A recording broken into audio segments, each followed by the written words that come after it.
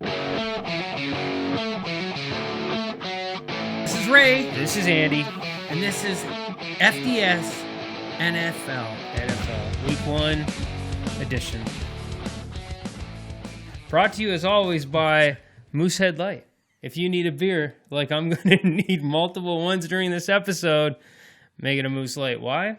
Because it's scary good, Andy. Scary good. And if you need hats, t-shirts, like the golf shirt you're wearing, the hat I'm wearing, you got to go to Doyle's. Doyle's corporate image. Why, Andy? The Doyle's rule. There you go. Doyle's rule, folks. Sorry, guys. I was just taking it in a little bit there to start this podcast. I think there's going to be plenty of that, Ray, and that's all right. You're entitled to that this evening. All right. Okay.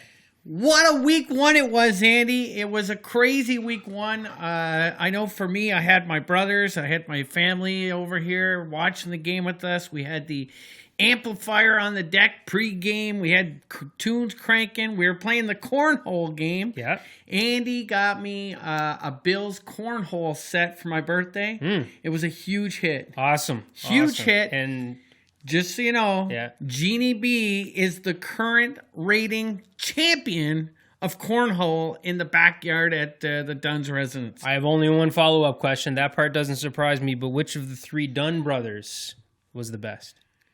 Well, I can, at this point, I'll have to say Nick. All right. Nick beat me. I beat Chris, and I got up way ahead on Chris. I mean, way ahead. Chris climbed back, he put 3 sandbags in the hole in one end with one on the board. Crawled right back into it, but I made a slam dunk cornhole at the end to win it. There you go. All right. All right, let's get into football. Yep. Football.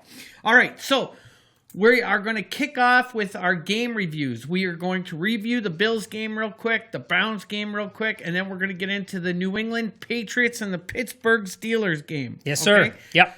What do you want to start with, Andy? We can get the Browns over with quickly. All right, tell me about the Cleveland Browns and that number 1 offense heading into this game against the Tennessee Titans. The hype has never been so big, so the letdown has never been so big. And this was probably the biggest stinker I've seen the Browns lay in an opener in a long time. Like I warned you last week, I mean, I think you know this has come to no surprise. Maybe the way it happened, I didn't expect them to win.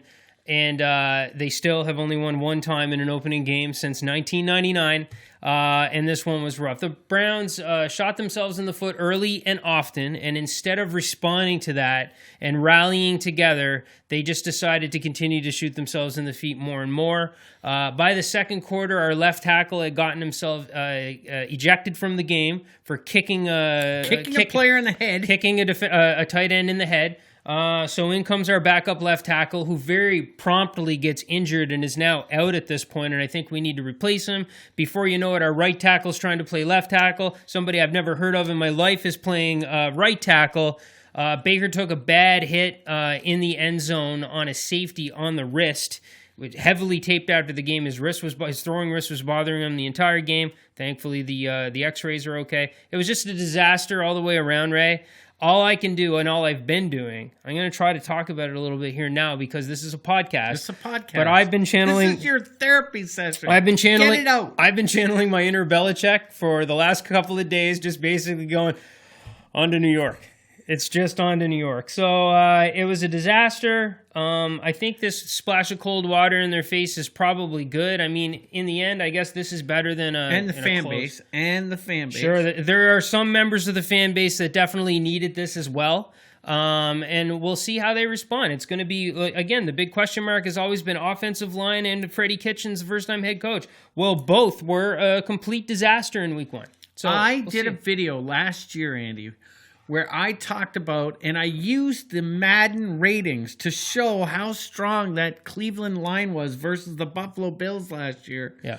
What the heck happened? Like, that line looks worse than the Buffalo Bills line from last year. Well, what happened was one of the best players on that line got traded to New York for Olivier Vernon. So that's where it started. And then the left tackle thing sorted itself out as the year went on last year, and then they kind of took the easy way out. So there's big questions there, but It's one game. That's all I can say at this point. All the people that are absolutely blasting the Browns and blasting everything that's going on right now, somehow turning a watch into a story. Listen, what the media does, the talking heads like Colin Cowherd and those guys do, they build up the Browns on purpose so that they can crap on them when this happens, and it makes for the ratings even better. That's what's happening this week. The Browns deserve it, and I'm just trying to make it through to the next game. From an outside Browns fan, I watched the Bills. Yeah. But I did watch the condensed version. Mm-hmm. There was a lot that went wrong in this game. Mm-hmm. We've talked a lot about it off air, about some of the decisions that Baker Mayfield made, some of the stuff that I saw by the defense and that offensive line, especially the guy that decided to kick the guy in the head. A moron. And Andy, the biggest thing I see from this team, and that head coach, Nick Kitchens, which I was concerned about. Freddie Kitchens. Yeah. Freddie Kitchens. The biggest thing I was concerned about is this coordinator, which I'd never even heard of him as a coordinator, how he was going to handle the egos in that locker room as a head coach. And that team looked very unprepared heading into the season. Yeah, I'm not worried about the egos. The egos were not a problem at all. They showed up and they played well, but he didn't have the team prepared to play, and he did not on the fly correct major issues when it came to penalties and so on. The Browns had 182 yards of penalties, the second most in franchise history. We're going to see how he responds with a week of coaching to get these guys ready to go on the big stage. Okay, Monday Night Football. Let's head over to the Buffalo Bills because it was a big game. They were taking on a division rival in New York, playing against the Jets. And I'm telling you, Andy, the first three quarters in this Bills game was kind of similar to the Cleveland Browns. The final quarter. Because basically the Browns actually hung in it for three quarters. The Bills looked like they were down and out. And then we had the game on, and I'll be honest, I didn't pay a lot of attention to the Bills other than the score in the early parts of the game. But we had the entire second half on, so I was able to catch most of what took place there. When the first half, Allen was moving the ball. First drive, they were moving the ball downfield. They looked great. Allen was in the pocket, hitting Beasley, hitting his new target, John Brown. And then all of a sudden, he went to take the ball under center and lost the ball in a fumble, and Jets got the ball. Yeah. He fumbled the ball twice in the first half. And then on the second drive, he was on his 6-yard line, threw a pass to Cole Beasley, hit him right in the hands, bounced up, picked up by C.J. Mosley, I believe. It was like a low heater. Taken in. A little bit of a low heater. It was a real tough break. Yeah. I mean, like you would hope that ball just kind of sticks in the dirt versus bounces back upwards. Absolutely. Yeah. But that's how it goes. Jets scored 6 points, but I'll tell you one thing. For as bad as the first half went, the thing I said going into halftime, they're only down 6-0. Right. And that's because the Bills' defense played so well. New rookie Ed Oliver, he was in the backfield. He didn't get a sack, but he was in the backfield often, creating havoc back there for the DNs to get in. Head to the fourth quarter, Andy. The Bills are down 16-3, and Josh Allen, I don't know, you used the terminology, put the team on his back. Yeah. But he took charge and led these Bills back, and in his final drive goes 8 for 10 for 108 yards and puts the ball in the air to John Brown, which the Bills, I have not seen a quarterback just throw a ball up and let a receiver go get it in a long time. Right. And that's what Josh Allen did. He put the ball up, let John Brown go get it, and then John Brown does what he does. He made a play, got into the end zone, and that was basically the end of the ball game. Darnold got the ball back and couldn't come through. The Bills' defense was all over him. Yeah, the Bills' defense played well. Not super spectacular fantasy-wise, though incredibly steady. And I started them in like 4 different leagues, so very steady enough. It was good. Obviously, the result on the field is more important than fantasy, where they shined. And a Week 1 game against a division opponent is a very important game. It is, especially on the road. Yeah. Devin Singletary, their new rookie running back, who they decided to let go of LaShawn McCoy for, puts up 98 yards on the ground. It was very weird in the first half, Andy. Yeah. They only ran the ball twice. So I'm not sure what Brian Dable was thinking when he put that game plan together, but in the fourth quarter, it looked great what I saw on the field. So very happy with that. Yep. All right, that's the Bills Jets. Yeah. Let's head over to our game of the week. Boy, I don't know, Ray. I'd say we are 0 for 1 in terms of picking the game of the week. We thought this was no-brainer, going to be the most exciting game of the week. And for those I almost called them the I word there, but for those Pats fans, it definitely was the most exciting game of the week. But it was otherwise a total stinker. But a fascinating one to watch nonetheless, because the Pittsburgh Steelers are not even close to that bad. However, and this is where you may end up disagreeing with me, I do believe there's a really good chance that the New England Patriots are, in fact, that good. I think that this is clearly, even before Antonio Brown joins the team, I think this is clearly a better squad than last year. And yes, that includes with Gronk not on the field, mainly because this defense is even better. And they were firing on all cylinders. They made Big Ben. They made the entire Steelers team look like idiots out there. And again, coming into this, we thought probably in the AFC, the biggest challengers of the Patriots would be the Steelers. So to start off the season like this, I mean, anybody saying that the AFC is the Patriots to lose, I mean, you can understand. Well, listen, the Patriots did what the Patriots do. They didn't do anything outside of the box of what they normally do. It's run, short pass, run, Yeah. short pass. Pittsburgh couldn't stop them. No, they have the personnel to do that. On offense, I do have concerns about Pittsburgh. Yeah. I'm watching Big Ben Roethlisberger. He didn't even look like he cared to be there, Andy. He like Juju, like he was getting off the line. He was trying to make plays downfield, but Ben just didn't look like his heart was in the game. I just was surprised. Like they reminded me of the Browns out there. Normally Ben is trying to scramble and make plays downfield. He's knocking off tacklers. I just didn't get that energy from him as a quarterback in this game. And it almost was like, and don't forget, the Antonio Brown news broke before the game, like that day, right? And it was almost like, Big Ben was deflated, if you will, heading into the game. I don't know if it was the news of AB, but he was not in that game mentally. I think he, that old Big Ben and the hanging in the pocket and making guys miss and keeping plays alive was there early. But the problem was the Patriots didn't allow it to happen. And after so many times and so many hits and that falling through, you're right, he got deflated. And then, like I said, he kind of reminded me of the Browns there, where instead of figuring out a way to bounce back, they all just kind of hung their heads and gave up, is what it seemed like. So in the post-game interviews, he was standing there asking questions in a very lazy way. A reporter asked him about what he thought about AB, and he replied with whatever.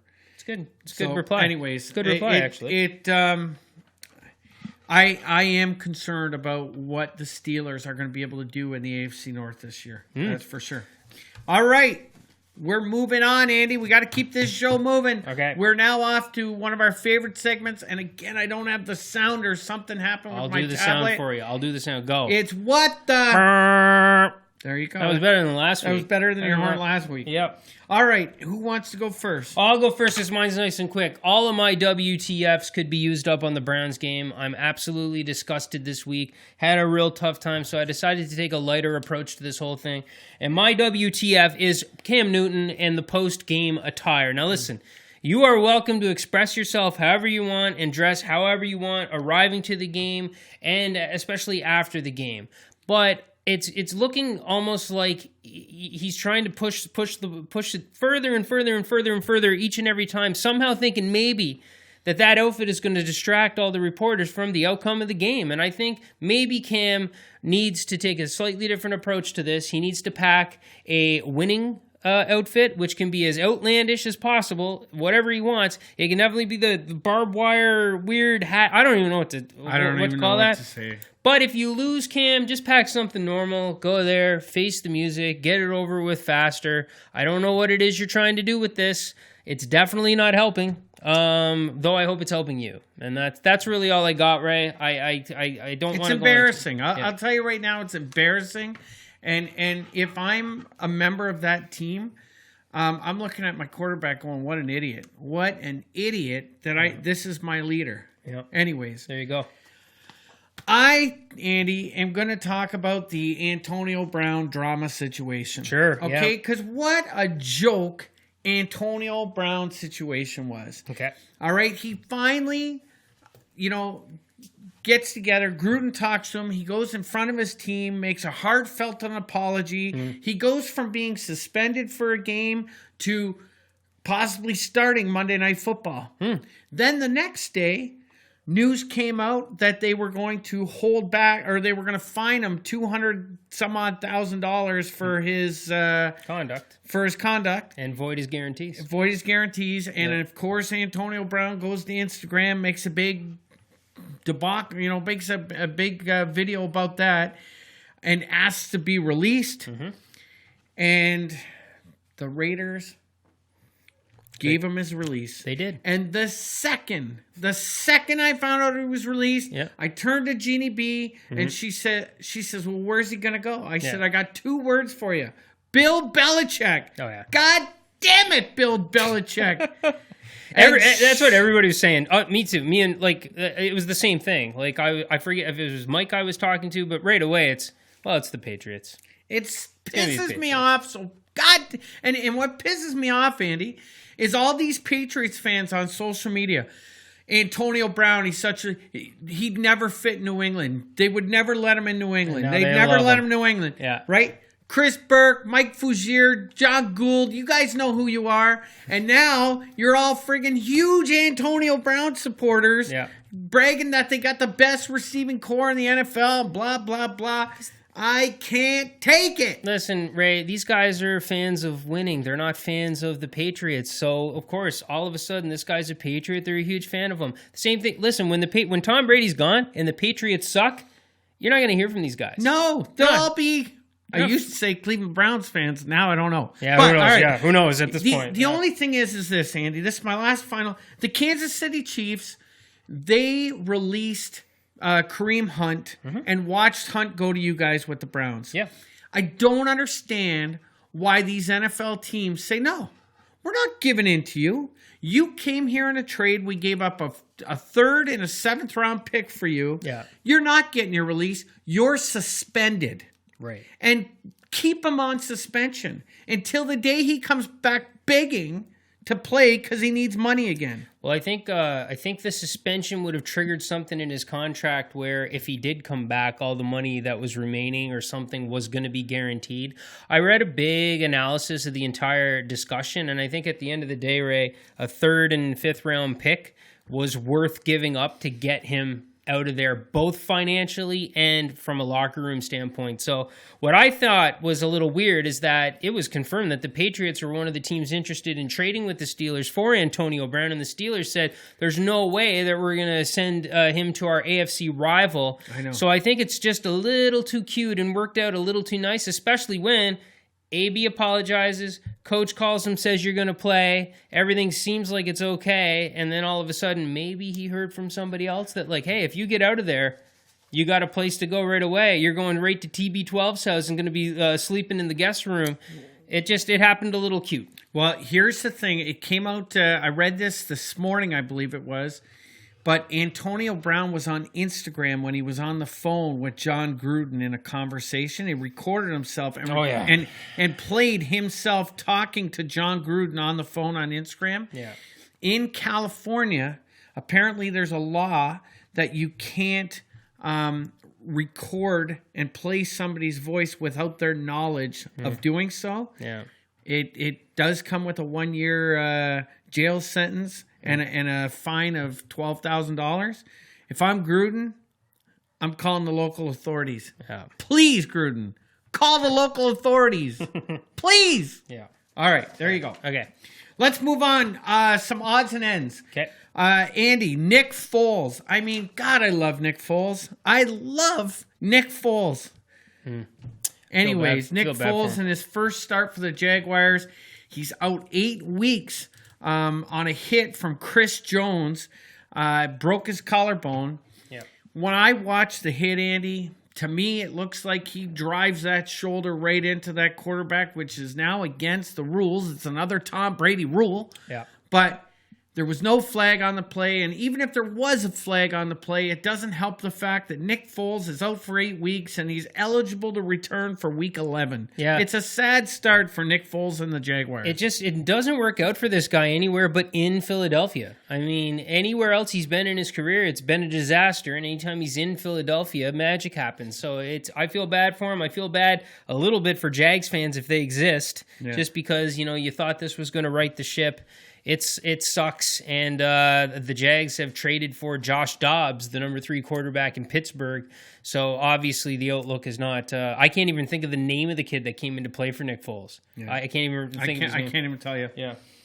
Drew Brees passes Tom Brady, second in the most TD passes in the NFL with 522, and he's starting to creep up on Peyton Manning, who holds the record at 539, Andy. Yeah.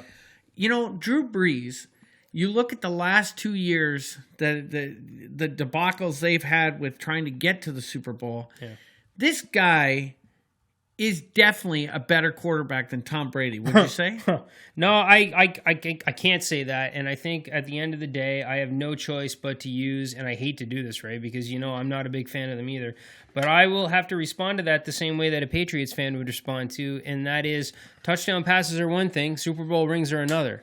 And if you look at how many Super Bowl rings Drew Brees has and how many Super Bowl appearances he has, it goes to show the importance of touchdown passes in the grand scheme. Fair enough. And that's all I can say. Drew Brees has won what? 1 ring? 1 ring. Well, Tom Brady's only won 2, so there you go. You got it by 1. All right, let's move on. We're going to talk some fantasy football here, Andy, because fantasy football's back. Week 1's in the books. Yeah. How did Team Jardine do, or your team's Jardine do? All right, we'll run through these really quickly. We were going to do some overreactions, but we're going to do those after that, okay? Yeah. We'll do fantasy, and then we'll do some overreactions, because I might overreact a little bit to my fantasy anyways. So, as you know, I'm in like 8 leagues. So, fittingly, I won every single one of my Yahoo pools this week, which is where most of my leagues are. None of them are PPR. They're all standard, and I won every single one of them. Some of them by a little, some of them by a lot. In the sleeper, what do you call it? The Dynasty. Jamie Drisdale's Dynasty League. Yeah. It was a debacle. Absolute debacle. I lost in week 1, and I didn't even have the team to win. Like, it wouldn't have mattered what players in order I played them in. The other team just absolutely went crazy. He had some of the big performers of the week. I lost there. And in the RBC League, I had to deal with the Antonio Brown debacle the entire time. So I am somebody who picked Antonio Brown, I think, in the 3rd or 4th round. I picked him. I didn't like picking him, but I'm like, look, he's too good, and I believe him in the Raiders. So next thing I know, Thursday comes around, and I hear that he's not playing, okay? So I have to make a decision right then and there. The only backup receiver that I had available to me that I had decided whether or not to play was Valdez-Scantling of the Packers, which were playing Thursday night. So I can leave him there and hope by Sunday I find out Antonio Brown is playing, or I got to play him, and because otherwise I'm going to end up with a slot with nothing in it. So I go, all right, I'm going to play him. His last second I play him. He got like 9 points or something like that. And then I still needed another slot because I knew Antonio Brown wasn't going to play. So I also picked up John Ross from the Bengals. Yep. Last second, I had to decide whether or not to play John Ross or go with the Tampa Bay running back, and I was mulling over it. And next thing you know, I'm on my way out to. I was in Toronto this weekend, guys, so I had a lot going on, and I was on my way, and I forgot to make the move. My fault.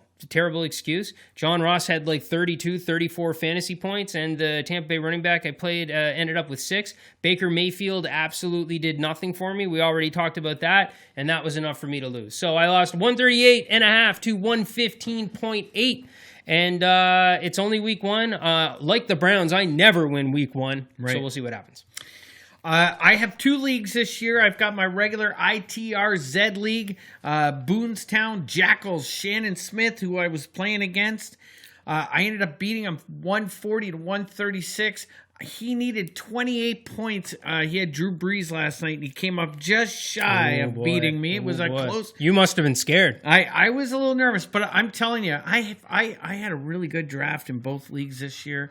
I have Derrick Henry, who had a great day. Me too. Against the Browns. Oh, yeah. Elliott, OBJ, not so good of a day. Keenan Allen, huge day. TJ Hawkinson. Now, everybody that I've been talking about TJ Hawkinson. Yep. I love this kid for Detroit. I wanted to, if he was available to the Bills and Oliver wasn't on the board, I wanted this kid as a Buffalo Bill. John Brown had a great day with the Bills. And I had Sammy Watkins on my bench with 40-plus points. I hear you. And now I got AB on my bench because I got him in the 5th round of this pool. Yeah. So, anyways, it was a great start in that league. In our RBC league that we're both in, I put up 176 points this week. You had a pretty abnormal week. Yeah. Pretty monster week. Yeah, 1 point PPR, and things worked out for you. The guys that I played against, the guy I played against only had like 78 points. So, I mean, it was a complete debacle for his team because we stomped them by over 100 points. Yep. Now, it's funny because in this league, there's tons of trading. I've never seen so many trades. And heading into week 1, Chris Burke and Rodney Sear both tried to rape me with their trades. Ooh. Yeah, controversial. It was there. bad. Okay. Yep. But Rodney Sear really tried to take advantage of me because they're concerned about my running backs. And I do have some concerns at running back. But I have Michael Thomas, Keenan Allen, Jeffrey, and John Brown. And I got Patrick Mahomes. That combination, that 5-person combination right there, I can go head-to-head with anybody in this league. Yeah. Anybody. We'll see how the weeks continue. You made me think of one thing because you said Hawkinson. I've got Hawkinson in 3 or 4 different leagues, and I wish I had played him in at least one of them, but I didn't. But in that RBC league as well, my Trey Burton of the Chicago Bears couldn't play. So I had Kyle Rudolph, a steady tight end that I have almost every year available to play. He was in there for like 50-some snaps or something like that. Not a single target. Not a single pass. Nothing. Killer. Anyway. All right. My next week, I got Scotty Chisholm in the ITRZ lead, and I got you, Andy, in week 2 of the RBC league. I got to get things together. You can bet that Baker Mayfield. I am not going to overreact to Baker's week 1. You will be facing Baker Mayfield, so you'll have plenty to say. One way or the other. You're going to have plenty to say. So. All right, here we go. We are moving into the overreaction segment. Yep. And Andy, this first overreaction segment, it might be a little personal. Okay. But my question is Baker Mayfield a bust? All right? Yeah. 2019, okay? To start off his 2019 season against the Ravens, he goes 25 for 30. Against the Titans. Against Titans, sorry. Yeah. He goes 25 for 38, 65.79% pass completion, 285, 1 touchdown, 3 interceptions. The Ravens, last game he played in 2018, Andy, 23 for 42, 54.76 pass completion, 376, 3 touchdowns, 3 interceptions. Both those games were losses. Right. Josh Allen, who gets picked apart by the press, okay, about his accuracy issues, accuracy issues. Yeah. 24 for 37 against the Jets, 64.86, 254, 1 touchdown, 2 interception, and a win.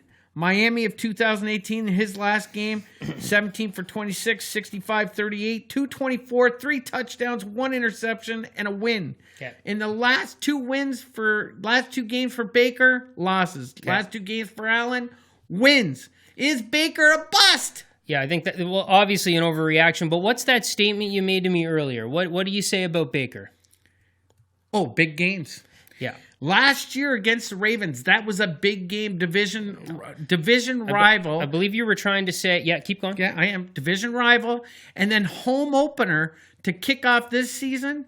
Big games, Baker doesn't show. All right, Go. So here's what I have to say about that, because I've heard that take a little bit though, and I finally have to address this because you've made this comment multiple times now in other YouTube videos that we did that in big games Baker came up short, and you even used the word playoff implications when you were talking about that Ravens game last year. That was such a big game. There were no playoff implications in that game. Yeah, if the Ravens lost, they wouldn't have gone to the playoffs. That does not matter. There were no implications for the Browns. Now, for that game, listen, regardless of whether they won or lost, either the Steelers or Ravens were going to the playoffs. That's a lose-lose at all. That's not a big game. It is a big game. Let me finish. You never want a division rival go to the playoffs.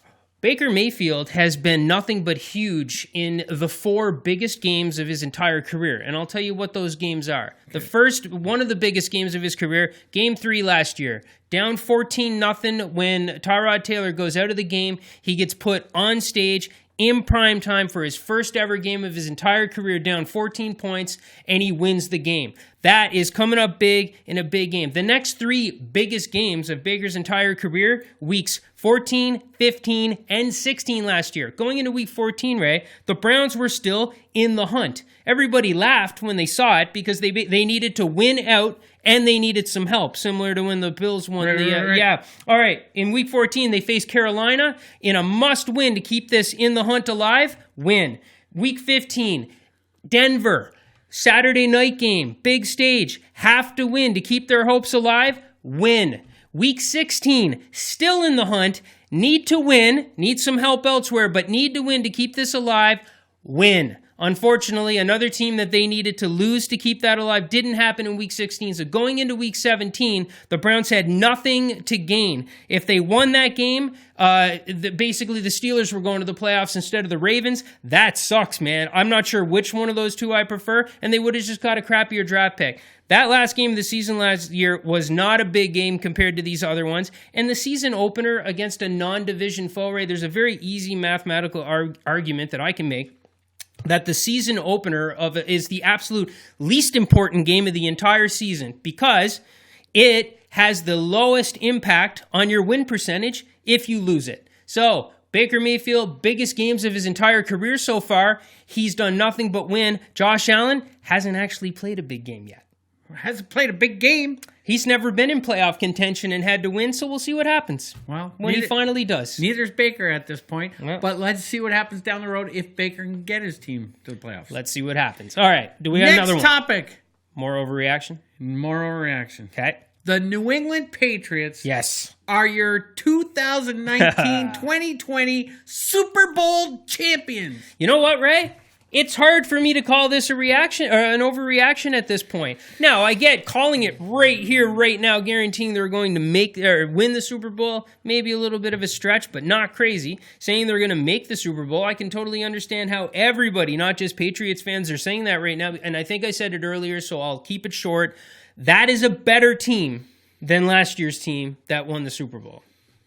I think it's clear. And you've got Antonio Brown showing up to take attention off Josh Gordon. You're right. They're nothing but dink and dunk, dink and dunk, dink and dunk. But listen, if you have the personnel to give the ball in short passes and make something out of it, like Josh Gordon, Julian Edelman, and Antonio Brown, what are they going to do? They're going to make something out of it, right? Yeah. I don't think that's an overreaction. Well, let's wait and see what happens. 17 weeks of football have to be played, and then 3 rounds of playoffs, and then the Super Bowl with a 42-year-old quarterback, Andy. Plenty of time for injury. That can go down. And go. Patriots fans, you're not going to like this, but I'm cheering for him to go down. All right? There you go.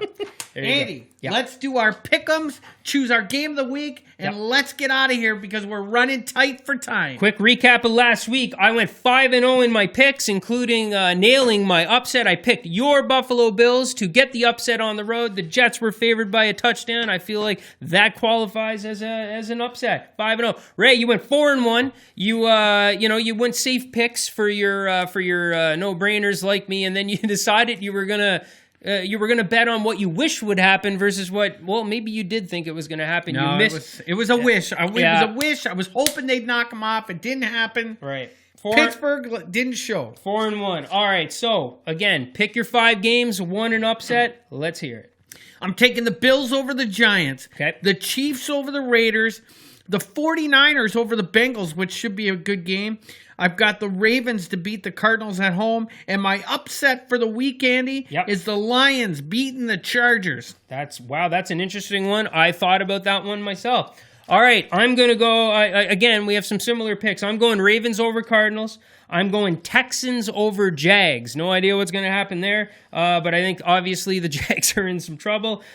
Chiefs over Raiders. I'm going Bears over Broncos. Okay. They're going to bounce back. And my upset, I'm actually going to pick the Colts to beat the Titans in Tennessee as my upset. Wow, you're really pissed off at Tennessee, eh? I'm a little upset with them, and I'm going to be honest with you. I'm actually very impressed with what I saw from the Colts versus what I was expecting. Yes, I know. They did play a very good game. All right. All right, games for the week next week, Andy. I've got a couple here I'm going to throw out at you. Okay.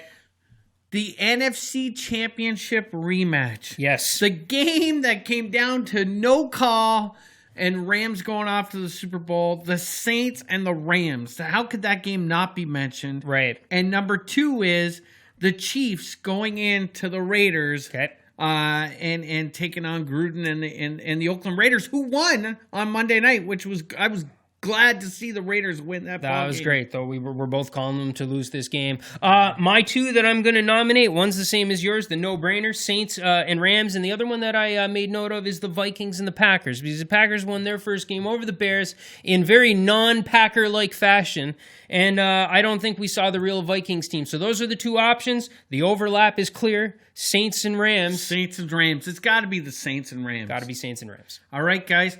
That's our week 1 recap of the NFL season. Don't forget, if you're listening to us on your podcast app, your iTunes app, whatever app you're listening to, hit subscribe. And that way you can, all our other episodes, you'll find them right away. And if you'd like to watch our stupid faces instead of just listening to our stupid voices, know that this show is available on YouTube as well. So if you are here on YouTube, down below somewhere, you're going to see a subscribe button. Please hit that. It would help us out a lot. Click like or dislike. We like both of those 2 things. And if you're not currently on YouTube, feel free to check it out. Sounds great. All right. Thanks for tuning in, guys, and we will talk to you again next week. Later, guys.